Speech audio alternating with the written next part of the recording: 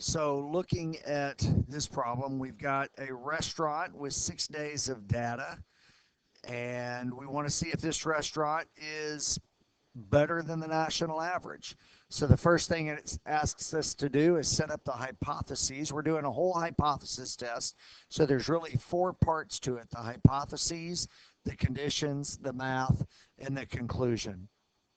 The hypotheses will be, is our restaurant just like the others, or is our restaurant, in this case, more than or better than, and we need to define our mu.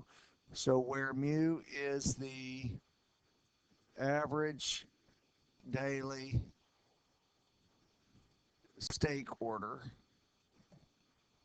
So there's your first part, a one-sided test. I've defined my terms and set up my hypotheses. Now the next thing I need to do is check the conditions. So there are 3 conditions that we've got to deal with. The first one is a random sample. The next one is the normal condition, and the third one is the 10% rule. It says here that I've got random days. I hope when it says random days, that's like an SRS, because that's the way my formulas are going to assume it to be.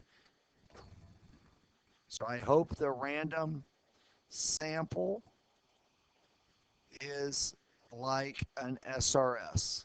Stating these conditions in sentences that apply to the problem is critical. Second thing, since my sample size is small, how small is it? N equals 6. I need the data to be approximately normal with no outliers. So let me show you how I'm going to check that. I'm going to take my calculator and go ahead and type these numbers in there so I can clear out whatever this is, and then I'll type these in. So I've got those 6 numbers in there, and I'm going to make a histogram of this data.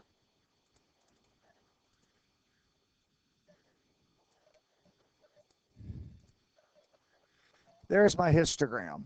Now, it's not super normal, but I've only got 6 data points, and since I've done that, I'm going to ask you guys to make a quick sketch of that. Now, that sketch is sufficient. We don't need to label it, title it, nothing like that, because all I'm looking for is the shape. And if you want to check the outliers, a quick and easy way to do this is to make a modified box plot. That's the one with the dots on there. Oh, look at that. I don't see any. So this is great.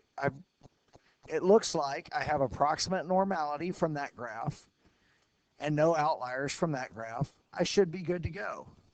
These graphs show that I've applied the condition to the problem.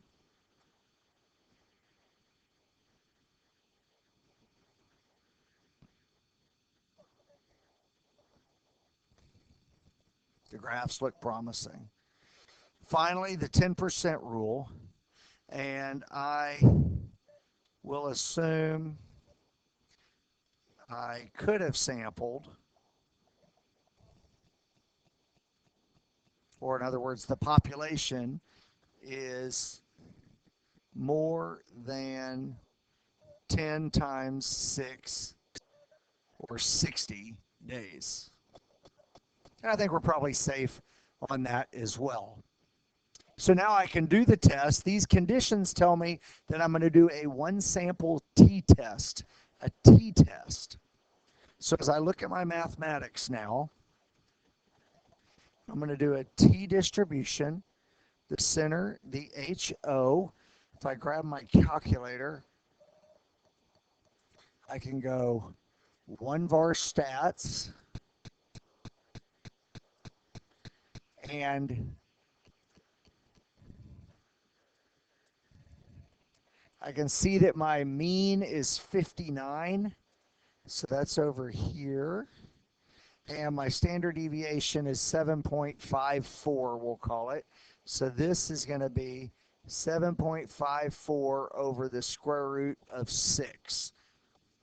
This area that I'm shading is called the p-value, and so I'm looking for the probability that my x bar is greater than 59, or t is greater than 59 minus 50 over 7.54 divided by the square root of 6. This problem has got a sample of 6, so I've got 5 degrees of freedom.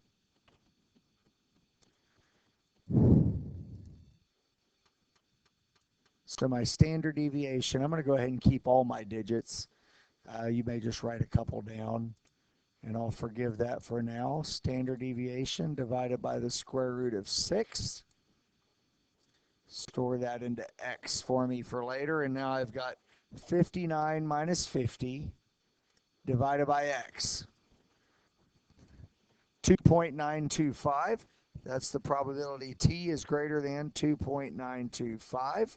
And there's a couple of ways to do this. On my calculator, I could go TCDF of that answer we just got, infinity, with 5 degrees of freedom.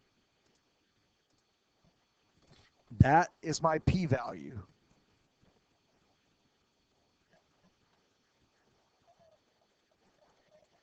If you are a chart person, put this number in your brain for a second, 2.925. And on my green chart, my T chart, I'm going to look at 5 degrees of freedom, that's this row, and I'm looking for that critical value we just talked about. It was 2.9 something. So it's going to be between these two numbers. See how 2.9 falls in there?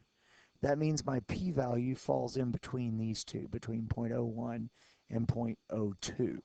So if you used your chart, you would write that your p was between 0.01 and 0.02. Either way, that p-value is smaller than alpha, so my conclusion in context is this. Since my p is less than alpha, 0.016 is less than 0.10, as the problem said, I will reject HO in favor of HA. That is, now I'll put it in context. I no longer believe my restaurant sells the same number of steaks as the national average,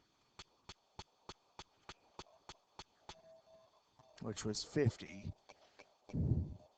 but that we sell more. And there's a one sample t-test with all the 4 critical parts that we need to have.